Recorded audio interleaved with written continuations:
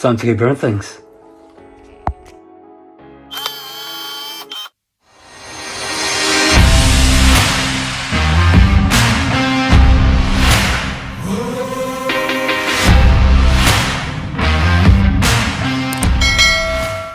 Howdy folks.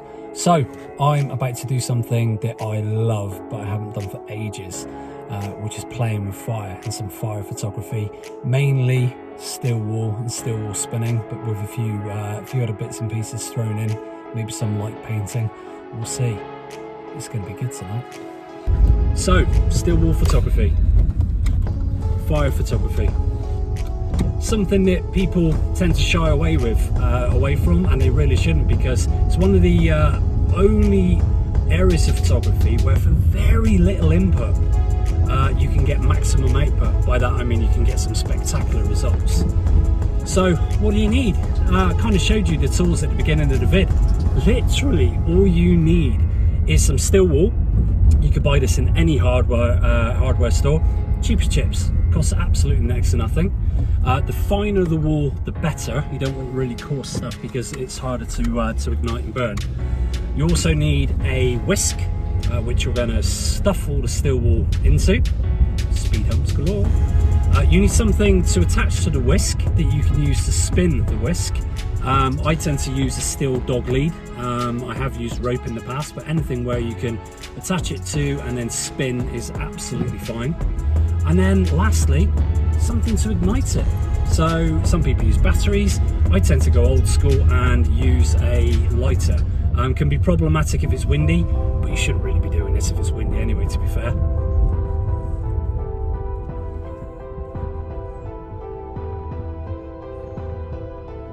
Only thing that sucks about recording is I can't have my music on at the same time because that plays through my phone.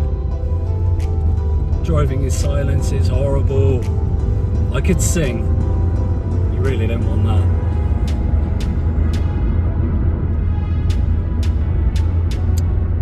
So we're heading down to initially the Cumberland Basin in the centre of the city. That's where I'm going to meet Tim.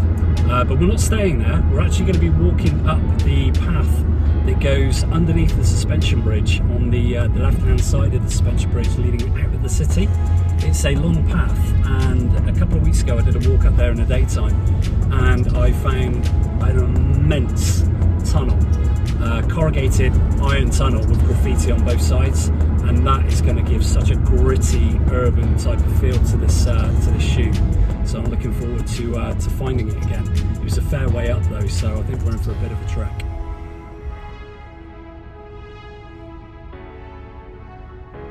Catching every red light, what a surprise.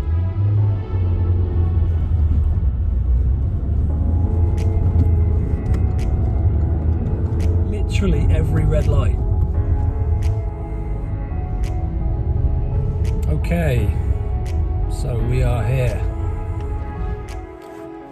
So, breaking news, playing with fire is inherently dangerous.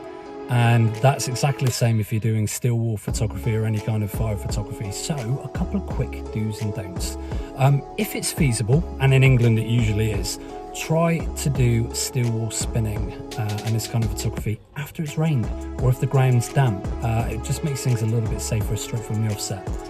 Don't do this after a dry period. I tend not to do this kind of shot in summer at all. And I certainly don't do it anywhere there's dry woodland or heathland or wooden structures. This stuff is incredibly hot. It is fire. It will ignite. I've had patches of grass ignite before. Another thing to be wary of is your clothing.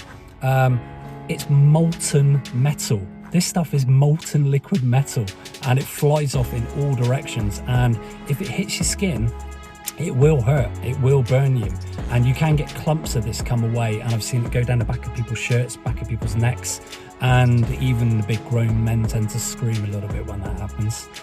Another is eyes. You only got one set of these. If you're a photographer, you kind of need them.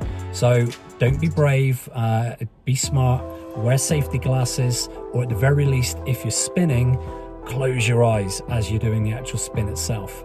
Okay. Oh, and one more thing. It's not a bad idea to have a 3 litre bottle of water, or preferably a mini fire extinguisher with you, just in case the worst happens. Other than that, have fun. Sim Phillips. Good. Don't trip. How we doing, man? Yeah, all good, all good. All good. So, spinning maestro. Hello. Why'd you do it? It's fire. It's dangerous, man. Oh, I love it. I love it. Just seeing the sparks flying all over the place, bouncing, nearly hitting the lens, all that sort of stuff. It's really kind of like once you've seen that picture afterwards and you get a little spark land right next to the lens. Absolutely amazing. Yeah. I was saying on the way down that I like it because it's so easy to do. People shy away from it because they think it's going to be difficult, but it's one of the first things I ever tried with photography, and it came off. For a very little input, you get maximum output in terms of the photos can look spectacular. Yeah, definitely. Why did you? When was your first spin, or why did you first get into spinning? It was actually at a Bristol shooters meet. We had a portrait shoot just across over on the basin at one point, and afterwards we finished off with a bit of a spin, and after that I was like, I need to try this out. So I came down to the basin on my own, got the wire wall and the whisk, did a little spin, and I was like, that was it, I was hooked. It's crazy, isn't it? I think people are really surprised about it literally is just some wire wool on a whisk being spun. People are constantly asking me, have you done that? How's it done? Yeah. Blah, blah, blah. I said the only real sort of problem is keeping yourself in the environment safe around you. Yeah, definitely. That's why I've got like a bottle of water, not just to keep me hydrated, but also just in case of any sparks which might like catch a light and give them a quick little douse. Can't say it enough how dangerous it is. It is. These are like real hot stuff, so yeah, we've abandoned quite a few shoots before, haven't we, where it was just a little bit too windy, or we did one at Avon Valley last year, and unless you can have a clear pathway, if there's anybody even remotely close to you, you either can't start or you have to abandon it altogether. Yeah, definitely. We said that spinning's actually a lot easier than people think it is, but what about settings? What sort of go-to settings do you generally start with? Do like tunnels, darker the better. And camera settings? Camera settings. My settings, I actually like to set it up as a timer, so I don't actually take like 30 seconds and then just spin and then just see what I've got on there. I will take like burst shots, so I'll take probably 4 or 5 shots and then have like there'll be like 10 seconds each. Run the ISO's around about 100, and then probably about f8, something like that. Okay. And then I set the timer on it, so it takes 4 or 5 shots of that, so it will get various different types of shots as I'm going through. And something that can be done on your own, or do you always need somebody with you, preferably? Always fun having somebody else there as well. Because then you get that kind of creative vibe, because they're thinking something that you might not be thinking of. Yeah. Plus the prosecution's against 2 people then, rather than 1 for setting something on fire. Exactly. So I just, but I do like, just if I want to go out and hit a spot, I'll just go out, and sometimes in the winter I'll just literally just go and hit it, and then just see what I get or whatever. And the thing that I've struggled with in the past, I don't know how you cope with it, is generally if you get to a location that's already pitch black and you want to be in the locations, the darker the better. What about focusing? How do you set your focus point? I use a torch. You light up the spot, put a little spot light on there where you're going to be where you're going to be standing, and literally light it up. You'll be able to get the focus on that, and then you're good to go. So you could put something there, like you could put a light or a torch in that spot. So it's similar to Astro then, where you focus on the brightest star in the sky, or try and find a focal point of light to focus on. Yeah, exactly. Or you can get somebody to go and stand there. Yeah, that tends to be what I tend to be my go-to. Yeah, is I'll use a model to set the focus. If I'm on my own, then I would literally just go and put a torch or something there, and then just leave it on the floor, and then focus in on that part. Right, matey. Enough talking. Let's go burn things. Yep, let's go burn some stuff. So, we found our location. should be freaky enough and good enough for a spin. Don't you reckon, Mr. Phillips? Oh yeah, definitely. I think it's not the one we wanted because it was locked. There was a corrugated iron tunnel which would have been amazing. That had graffiti all down the sides, but for atmosphere, and my friend here, I reckon this will do nicely.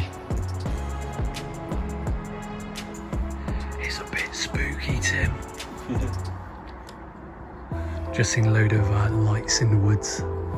We think people are wandering around, but we're not too sure. It's kind of like they're looking at us from a distance and can see our lights, and then we're looking at them from a distance and can see their lights, and nobody's moving. It's kind of a standoff. Bring out the gimp.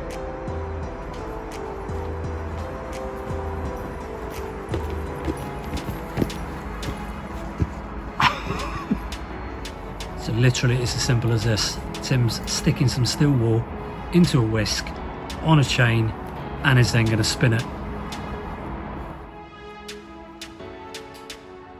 Don't try this at home, kids.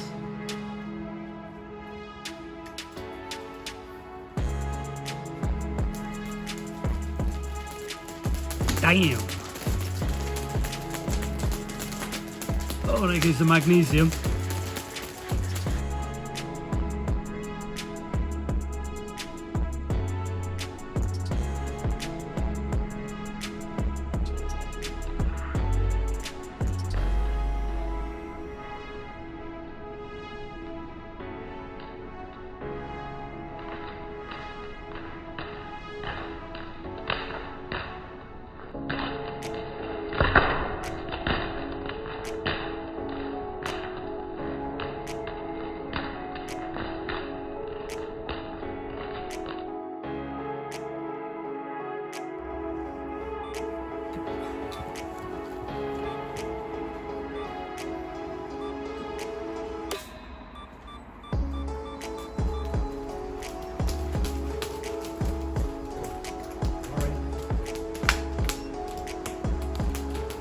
That might look really cool. We nailed it. Yeah, we nailed it.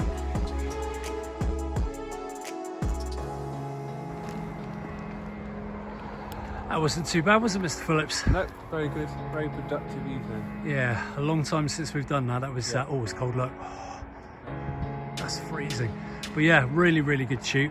Not the location we wanted because that was locked, but still so nice to go out and spin. That's the first time that I've spun for a year. I don't know about yourself, mate. Yeah, around about a year, something like that. See how it turns out, and I'll catch you soon, dude. Yeah. Cheers, man. Cheers, mate. Whew.